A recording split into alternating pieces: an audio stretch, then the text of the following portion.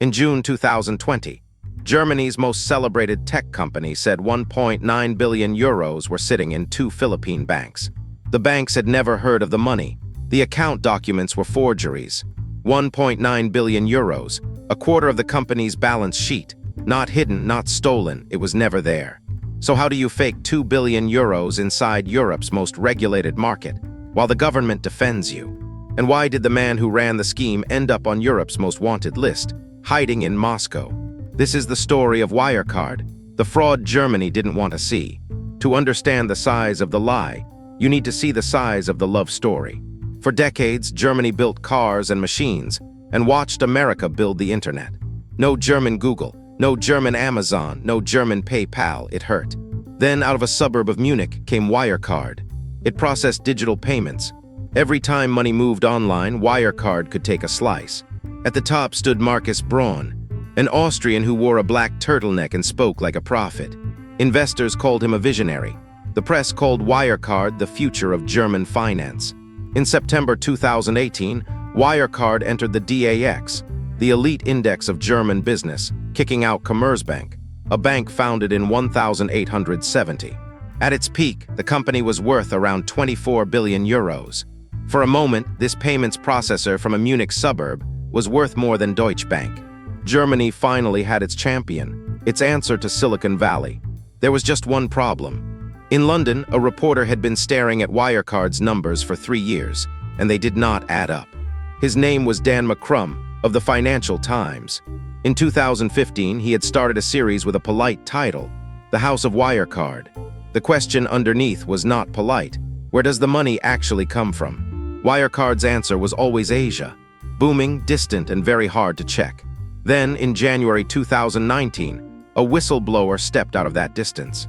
A lawyer inside Wirecard's own Singapore office had found something rotten. Contracts backdated, money moved in circles to dress up the books. The FT published, the stock crashed, Singapore police raided the office. In any normal story, this is where the regulator turns on the company.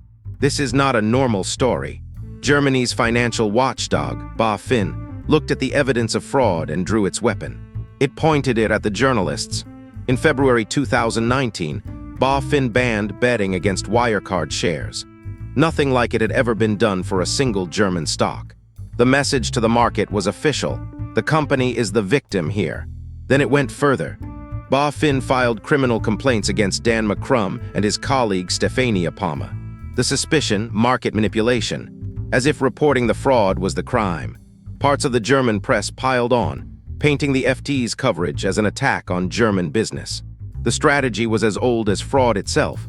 Attack the messenger and the message dies. And the big money kept agreeing. In April 2019, SoftBank arranged a 900 million euro investment. The stock recovered. Braun's stake on paper was worth billions. But one doubt refused to die, because it was built into the company itself. Where physically was Wirecard's cash? To kill that question forever, Wirecard did something bold. It hired a second auditor to check everything. It was the mistake that would bring the whole thing down. Because to understand what the auditors found, you need to see how the machine worked. Wirecard's visible business, processing payments in Europe, was real, but it barely made money. The miracle lived somewhere else, in the so-called third-party partners. In countries where Wirecard had no license, local partners supposedly processed the payments, and Wirecard booked a share. 3 small companies carried the miracle. Al-Alam in Dubai, PayEasy in Manila, Senjo in Singapore. Small offices, thin websites, almost invisible. Yet on paper, they produced half of Wirecard's sales and around 95% of its operating profit. Read that again. Nearly all the profit of a DAX company flowing through 3 firms most investors had never heard of. And the cash from that business was said to pile up far away, in trustee accounts in the Philippines. By 2019, those accounts supposedly held 1.9 billion euros, the same number from the start of this story.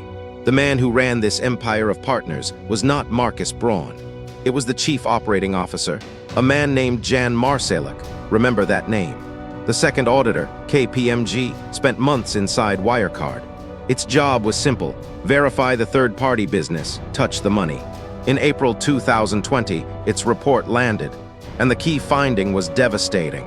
KPMG could not verify that the third-party profits for 3 entire years were real. Not proven fake, just unverifiable, documents missing, balances unconfirmed. Braun declared victory anyway. No incriminating evidence, he said. The stock wobbled and survived. But now Wirecard's own auditor, was cornered. EY had signed Wirecard's accounts for more than a decade.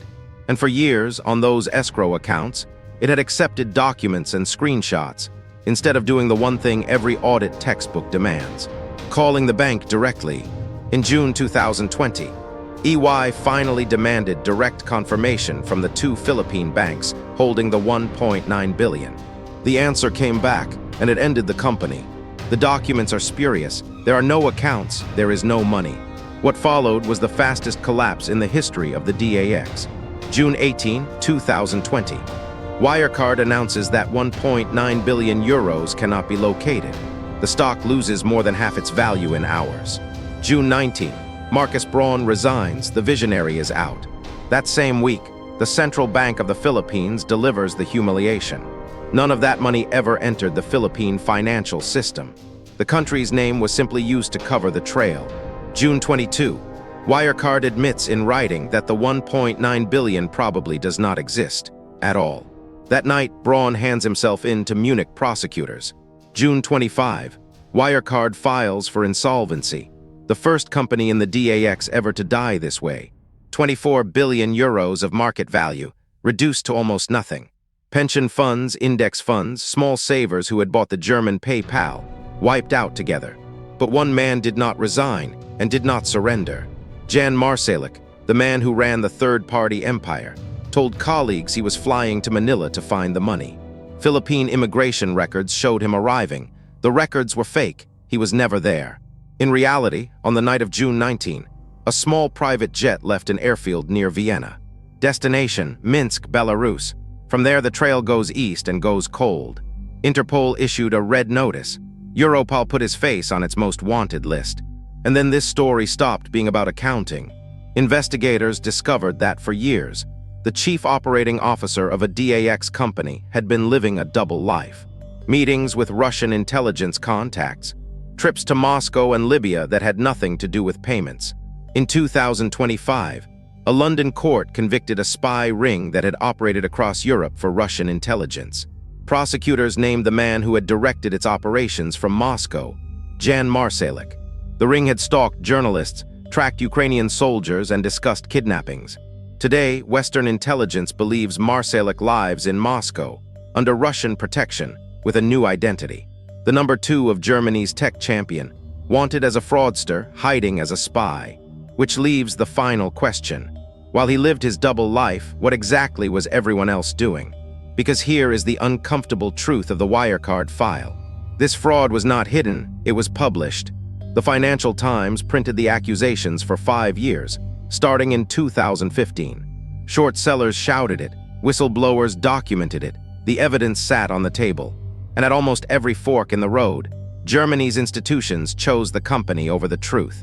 The regulator banned the bets against Wirecard and investigated the journalists. The auditor signed, year after year, without ever making the phone call. Politicians promoted the company abroad while its books were burning.